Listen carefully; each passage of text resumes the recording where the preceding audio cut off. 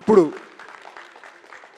తెలుగు భాష కోసం ఎంతో పరితపిస్తూ చివరికి ఒక రాజకీయ పార్టీ పెట్టి భాషోద్యమం చేస్తున్నటువంటి ఒక లలిత అనేటువంటి ఒక అమ్మవారి ఇతివృత్తంతో అద్భుతమైన సినిమా తీస్తూ ఇవాళ 2 గంటలు సమయం తీసుకొని ఈ కార్యక్రమం కోసం విచ్చేసినటువంటి ఆత్మీయులు వదాన్యులు అమితమైన తెలుగు భాష ప్రేమికులు తెలుగు వేద కవి బ్రహ్మశ్రీ జొన్నవిత్తుల రామలింగేశ్వరరావు గారిని వారి సంతోషకరమైనటువంటి సందేశాన్ని అందించవలసిందిగా కోరుతున్నాను.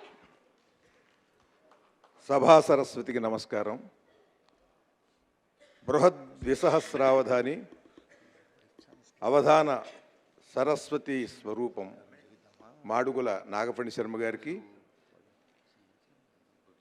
ధారణా స్వరూపుడు మహాసహస్రావధాని శ్రీ గరికపాటి నరసింహారావు గారికి, కేంద్ర మంత్రివర్యులు సంస్కారులు సహృదయ సంపన్నులు కిషన్ రెడ్డి గారికి, తాళ తరు ప్రమాణుడైనటువంటి తెలుగువాడు ఎలా ఉంటాడో ఒక ధీరోదాత్తుడైన నాయకుడు అలా ఉండే జేడి లక్ష్మీనారాయణ గారికి,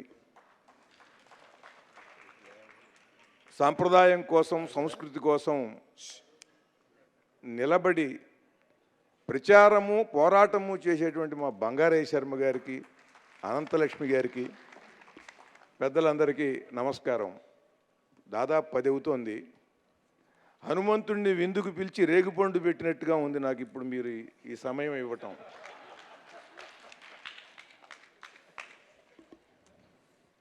చెప్పవలసిందేమో నాగఫణి శర్మ గారి గురించి. అదే మరి పైగా దీనికి తోడు ఈయన ఉన్నవాడు ఉండకుండా భాష కోసం పార్టీ పెట్టాడు అని అంటారు. ఇప్పుడు అనవసరం కదండి ఆ విషయం. ఇప్పుడేమో నేనేమో సంజాయిషి చెప్పుకోవాలి. ఒక పక్కన కిషన్ రెడ్డి గారు ఉన్నారు. ఎందుకని పెట్టానంటే మీకు ఇక్కడ చిన్న చమత్కారంగా చెబుతున్నాను. వేరే ఎవరి మీద ఏమీ ఎటువంటి భావం లేదు. కాస్త చమత్కారం అనేది ఉండాలి కదా. పరిహాస ప్రసంగము లేని వాక్యము ఉన్నాడు. చూడండి, మొట్టమొదట మేము వచ్చినప్పుడు నాగఫణి శర్మ గారి సభకి ఇక్కడ కూర్చున్నా నేను. ఒక్కొక్క రాజకీయ నాయకుడు వస్తున్నాడు, అలా అలా అలా అలా అక్కడికి వెళ్ళిపోయా. మీ అందరికీ కనిపించేవాడిని, కనిపించకుండా పోయా. కేవలం రాజకీయ నాయకుల వల్లే కదా. వాళ్ళందరూ వెళ్ళిపోయిన తర్వాత మళ్ళీ నేను ఇక్కడికి వచ్చా. అంటే ఏమిటి, రాజకీయ నాయకుడు అయితే కానీ కవి కూడా కనిపించని పరిస్థితి వచ్చింది. మీరు సరే అంటే రాజకీయాల్లోకి ఎందుకు దిగానో మీకు అర్థమైందా? రాజకీయాల్లో నిలబడి వీళ్ళకి పోటీగా వాళ్ళకి లక్షల ఓట్లు వస్తే వచ్చు, నా ఓటు నాకు పడ్డా చాలు, నాకు నా నిరసన నా ప్రతిఘటన నేను తెలియజేస్తా. మీరు భాషకి సంస్కృతికి ఏం చేస్తున్నారని ప్రశ్నించడం కోసం అది. అందుకనే కనుక ఒక్క ఓటు పడ్డా 1,00,000 ఓట్లు పడ్డా లక్ష్యం లేదు మనకి. దాని గురించి రాజకీయంలో పదవి కోసం కాదు, మిమ్మల్ని ప్రశ్నించడం కోసం, మీరు భాష కోసం నిలబడేలా చేయటం కోసం నేను రాజకీయాల్లో నిలబడ్డా, అంతే. ఇప్పుడు నాగఫణి శర్మ గారి గురించి చెప్పాలంటే 1990లో ఒక మిత్రుడి వివాహంలో మేమిద్దరం కలుసుకున్నాం. మొట్టమొదట వేదభాస్కర్ గారి వివాహం తాడేపల్లి గూడెంలో. ఆ రోజునే భోజనం చేసి ఆ కాలువ గట్టున, పిల్ల కాలువది, ఆ కాలువ గట్టున ఆయన ఎన్నో పద్యాలు పాటలు వినిపించారు. నా పద్యాలు పాటలు ఆయనకు వినిపించాను. అలా ఒక బంధం ఏర్పడింది. ఆ తరువాత 1993లో ఒకసారి నెల్లూరులో కలుసుకున్నాం మేము, ఆకాశవాణి రేడియో స్టేషన్ వాళ్ళ కవి సమ్మేళనంలో. 96లో నాగఫణి శర్మ గారి గొప్పదనం చెప్పాలంటే, అంటే కొద్ది సమయంలో నేను ప్రయత్నం చేస్తాను. 1996లో ఆయన మహాసహస్రావధానం చేసినప్పుడు లలిత కళాతోరణంలో ఫిబ్రవరిలో నేను పృచ్ఛకుణ్ణి, నన్ను పిలిచారు. ఆనాటి ఉమ్మడి రాష్ట్రాల ప్రభుత్వం, ఆంధ్ర ప్రభుత్వం చేయలేని పని నాగఫణి శర్మ గారి అవధానం చేసింది. ఆయన అంత గొప్పవాడు, ఎంత గొప్పవాడు అని నేను చెప్పడం, మీరు చప్పట్లు కొట్టడం కాదు. ఎంత గొప్పవాడో, ఎంత గొప్ప పనో చెప్తాను నేను. అది నాగఫణి శర్మ గారి అవధానంలో 2 రాష్ట్రాల్లోనూ ఇతర రాష్ట్రాల్లో ఉన్నటువంటి తెలుగు కవులు పండితులు అందరూ కూడా వందల్లో వచ్చారు. 32 రోజులు 36 రోజులు జరిగిన దాంట్లో వేల మంది వచ్చేసారు. ఒకరికొకరు పరిచయం అయ్యారు. అది ఒక అద్భుతమైనటువంటి సాంస్కృతిక సమ్మేళనం. అంత కల్చరల్ ఎక్స్చేంజ్ ఏ ప్రభుత్వము ఎప్పుడూ చేయలేదు. ఉత్తరాంధ్రలో ఉన్నవాడికి ఇక్కడ కరీంనగర్లో ఉన్నవాడికి ఏమిటండి అసలు కనెక్షను, ఏమిటి బంధం? ఎక్కడో కడపలో ఉన్నటువంటి వాడికి, అనంతపురంలో ఉన్నటువంటి వాడికి, ఇక్కడ నిజామాబాద్లో ఉన్నవాడికి ఏమిటండి ఆ పద్య కవులకి సంబంధం ఏంటి? అటువంటి సంబంధం ఎవరైనా ఏర్పరిచిందో ఏనాడన్నా ప్రభుత్వం? అటువంటి కల్చరల్ ఎక్స్చేంజ్, అద్భుతమైనటువంటి సాంస్కృతిక సమ్మేళనం అక్కడ జరిగింది. ఒకరికొకరు పరిచయం అయ్యారు. నాకు మహాసహస్రావధాని మిత్రులు గరికిపాటి నరసింహారావు గారు పరిచయం అయింది కూడా అక్కడే. మేము చాలా ఆత్మీయంగా కలిసిపోయాం. ధూళిపాళ మహాదేవమణి గారు పరిచయం అయింది అక్కడే. ఒకరికొకరు మీరు గుండెల మీద చేయి వేసుకుని చెప్పండి ఎవరన్నా సరే ఆనాడు ఆయన సహస్రావధానంలో పాల్గొన్న వాళ్ళు, మీకు కనీసం 30-40 మంది గొప్ప పండితులు గొప్ప కవులు పరిచయం అయ్యారు మీకు, మీరు కలుసుకోలేని వాళ్ళు. అటువంటి కల్చరల్ ఎక్స్చేంజ్ ఆ మహాసహస్రావధాన సభ. ఆ తర్వాత ఆయన సభకి ఎలా వచ్చేవారంటే, భోజన విరామం తర్వాత మళ్ళీ 3 గంటలకు ప్రారంభం అయ్యేది. నేను చూస్తూ ఉండేవాడిని లలిత కళాతోరణంలో పబ్లిక్ గార్డెన్స్లోంచి వాళ్ళు అలా ఎలా వెళ్ళేవాళ్ళు అంటే, ఆవు దూడని పాలకి వదలగానే ఎలా పరిగెత్తెళ్తుందో ఆ తల్లి పొదుగు దగ్గరికి అట్లా వెళ్ళిపోతూ ఉండేవాళ్ళండి. మామూలుగా నడుచుకుంటూ వెళ్ళొచ్చు కదా, గబగబా ఏదో ఆతృతతో ఏదో ముంచుకుపోతుంది అక్కడ, మనం ఒక పద్యం వినకుండా మళ్ళీ ఏమైపోతుందో అని తెలుసుకుందామని ఆతృతతో వెళ్ళిపోయేవాళ్ళు. మీరందరూ చిన్నపిల్లలమ్మా, నువ్వు చాలా చిన్నపిల్లవి. నువ్వు కూడా హల్లీసకం అనే పాట పాడేవు నువ్వు అప్పుడు చిన్నపిల్లవి. మరి నా ధారణ మరి మామూలుగా ఉంటుందే. మీరు కరపద్మస్థిర శారిక చతురిక కైవల్య నీహారిక అని పద్యం చెబితే అక్కడే చెప్పాను నేను మీకు మళ్ళీ ఆ పద్యం. కనుక ఆ రోజున ఆయన చెప్పిన ప్రతి పద్యం కూడా ఒక పద్మశ్రీని తీసుకొచ్చేటువంటి స్థాయి ఆయనకు ఉందని ఆనాడు అందరికీ తెలుసు. అక్కడ 30 ఏళ్ల కిందటి సంగతి చెబుతున్నా. ఆ కంఠస్వరం అమృత మధురం. 2 తెలుగు రాష్ట్రాల్లోనే కాదు, జాతీయ కవి సమ్మేళనాల్లో పాల్గొనేటువంటి కవుల కంఠాలు, కవిత్వం అర్థమైనా కాకపోయినా కొంత వింటూ ఉంటా, వాళ్ళకి ఎవరికి కూడా లేదండి ఆ మధురమైన కంఠం. ఇతర భాషల్లో ఉండేటువంటి కవుల కంఠస్వరాలు కూడా నేను గమనిస్తా.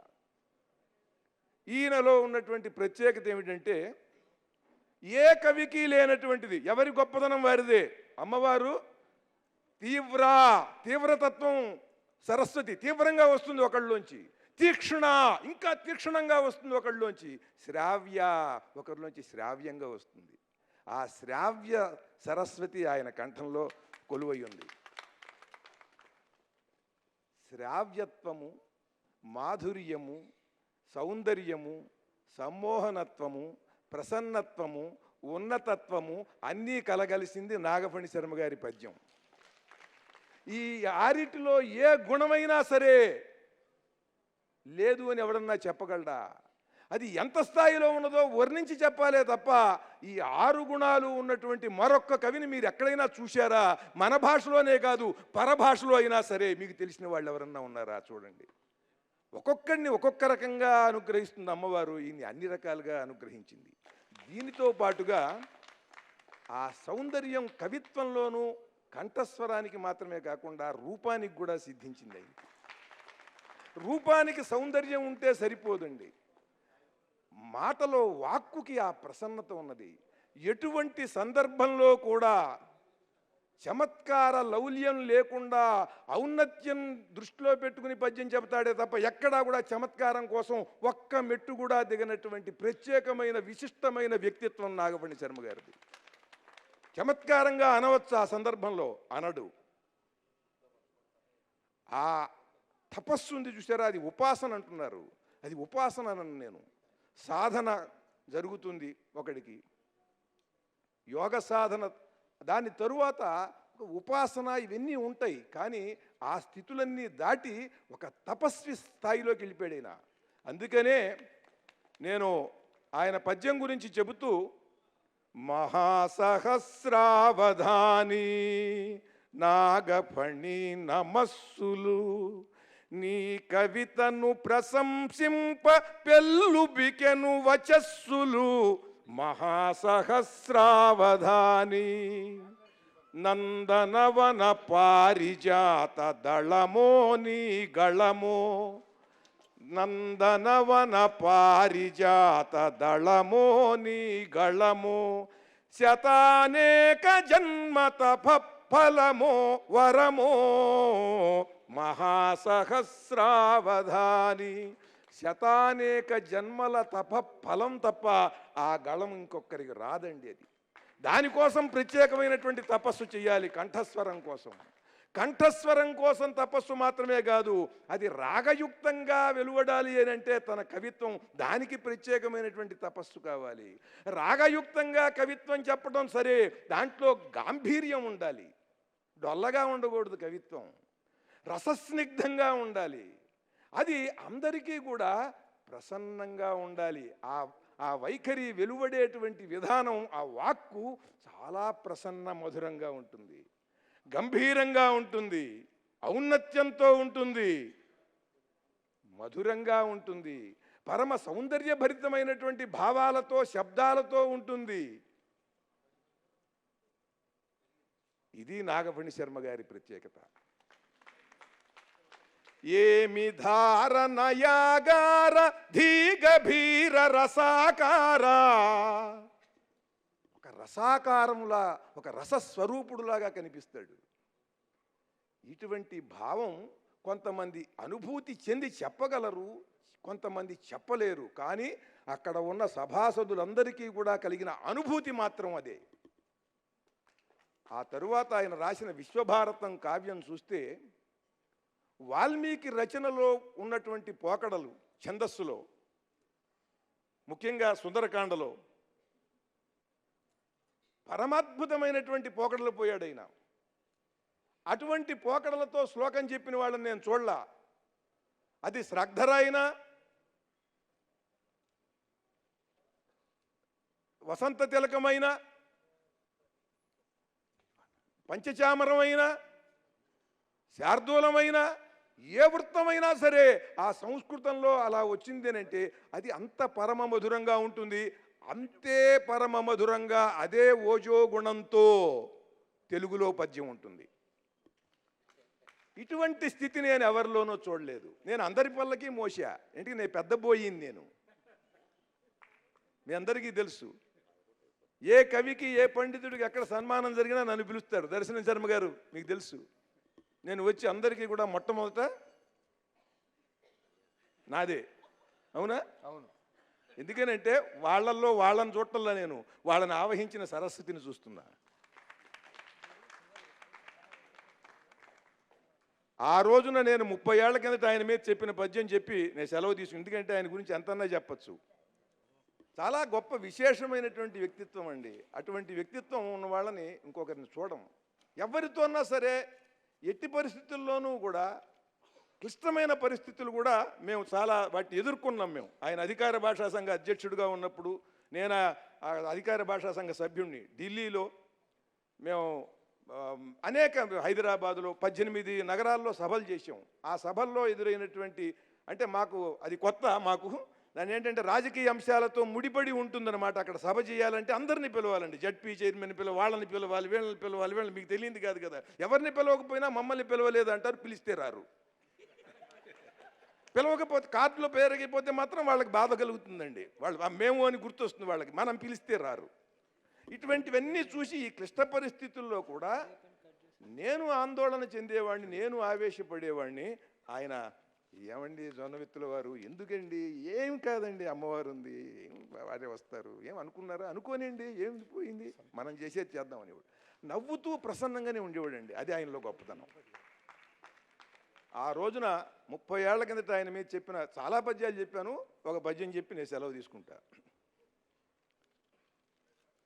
వేద పురాణ శాస్త్రముల వెల్గుల వేల్పులు నీ పదాలు, హ్రీం నాద సుధా ప్రవాహ రసనా ద్విసహస్రవధాన ధీగుణ, ఆది యతీంద్రతుల్య కవితామృత భావ రసప్రవాహ ధారాధర తత్వ సత్వ చతురా రసరమ్య వివేక సుందరా. శంకరాచార్యులు వారు తెలుగులో పద్యం రాస్తే ఎలా ఉంటుందో అలా ఉంటుంది ఆయన పద్యం చెబితే. వేద పురాణ శాస్త్రముల వెల్గుల వేల్పులు నీ పదాలు. వేదాల్లో పురాణాల్లో ఉన్నటువంటి అనేక దేవతామూర్తుల యొక్క తేజస్సంతా కూడా ఆయన పద్యంలో ఉండే పదాలుగా దిగి వస్తారు వాళ్ళందరూ. వేద పురాణ శాస్త్రముల వేల్పుల వెల్గులు నీ పదాలు, హ్రీం నాద సుధా ప్రవాహ రసనా ద్విసహస్రవధానధీగుణ ఆది యతీంద్రతుల్య కవితామృత భావ రస ప్రవాహ ధారాధర తత్వ సత్వ చతురా రసరమ్య వివేక సుందరా.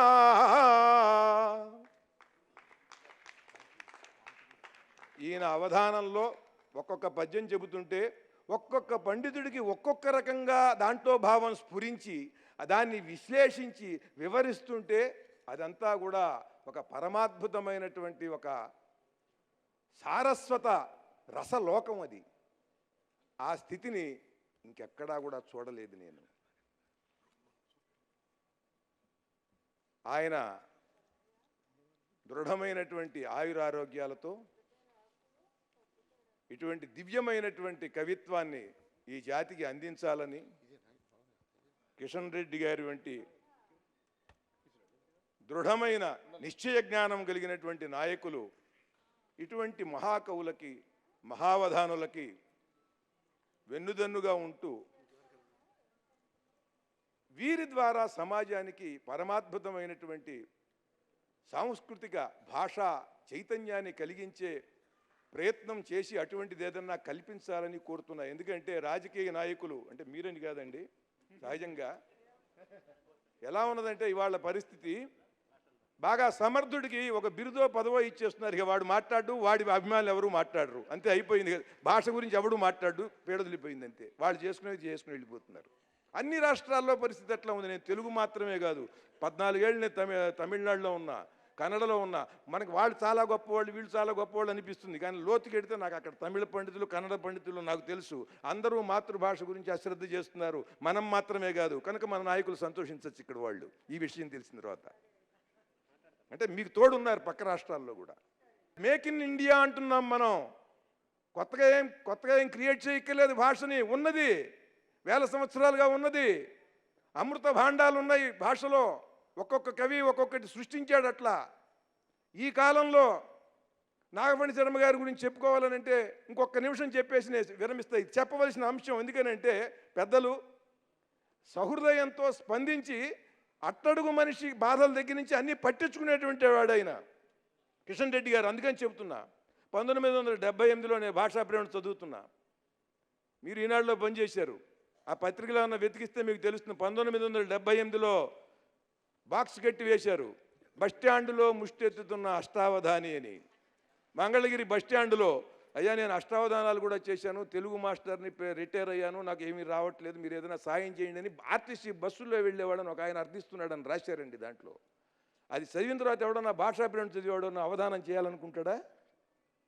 చూడండి జాతికి ఎటువంటి దుర్దశ. 1978లో గరికపాటి నరసింహారావు గారు చెప్పారు, మేము వాళ్ళింటి అరుగుల మీద వీళ్ళింటి అరుగు మీద శంకర మఠాల్లో చేసేవాళ్ళమని. నిజం. నేను 1982-83 ప్రాంతంలో అవధాని సరస్వతి కాబూరి పూర్ణచంద్రరావు గారు లయోలా కాలేజీలో ఆయన head of the department Telugu. ఆయన అవధానం చేయగలరు, కానీ ఆయనతో చేయించేవాళ్ళు ఎవరు? కృష్ణలంక మెట్ల బజార్ శివాలయంలో చేయించానండి నేను. నన్ను ఇష్టం మున్నంగి పూర్ణచంద్ర శర్మ గారని నన్ను బాగా ఇష్టపడేవాళ్ళు. వాళ్ళు అవధానం గురించి మాట్లాడుకుంటే ఎవరితోన్నా మనం చేయించాలంటే నేను వెళ్ళి పూర్ణచంద్రరావు గారిని అడిగి తీసుకుని వచ్చి అక్కడ చేయించాను గుళ్ళో. అటువంటి స్థితి నుండి ఒక అవధానానికి ఒక దివ్యమైనటువంటి వైభవం తీసుకొచ్చినటువంటి వాడు నాగమణి శర్మ గారు. అవధాన వైభవ మూర్తి నాగమణి శర్మ గారు. ఆ వైభవం ఇంత అంతా కాదు. మీమాంసా శాస్త్రంలో ఒక దిగ్ధంతి డోంగ్రే శాస్త్రి గారు ఆయన వచ్చి ఆనందించారు, ఆయన వచ్చి సమస్యని ఇచ్చారు. ఆ సమస్య పూరణానికి ఆయన పులకించాడు. భారతీ తీర్థ మహాస్వామి వారు ఆయన చేసినటువంటి పూరణలకి చెప్పిన పద్యాలకి ఆయన పులకించి ఆనందించి ఆశీర్వదించారు. ఏ పీఠాధిపతి జిఆర్ స్వామి వారు అమ్మ గురించి ఆయన అడిగితే ఈయన చెప్పినటువంటి ఆ పాట ఇవాళ ఆంధ్రదేశంలో అందరినీ కూడా హృదయం కరిగించేలాగా అందరికీ అనుభూతిని కలిగిస్తోంది. ఇటువంటి శక్తి సంపన్నుడు, ప్రత్యేకమైనటువంటి జన్మ లక్షణం ఉన్నటువంటి కవితా తపస్సంపన్నుడు ఆయన నాగఫణి శర్మ గారు దీర్ఘాయురారోగ్యాలతో ఇంకా జాతికి అద్భుతమైనటువంటి సారస్వత సేవ చేయాలని హృదయపూర్వకంగా కోరుకుంటూ, మా సోదరి వారి ధర్మపత్ని రేణుక గారిని హృదయపూర్వకంగా అభినందిస్తూ, ఎందుకంటే ఆవిడ కూడా విదుషీమణి, ఆవిడ భాషా పిల్లలు చదువుకున్నారు, ఇద్దరిది ప్రేమ వివాహం. ఇటువంటివి చెప్పాలి మరి. అంటే తెలియని వాళ్ళకి తెలుస్తుందని అమ్మ, అంత అమ్మ సుశీలమ్మ గారు నమస్కారం. జై తెలుగు. మరి జై తెలుగు అంటే మళ్ళీ వేరే అనుకోండి, జై తెలంగాణ రెండు.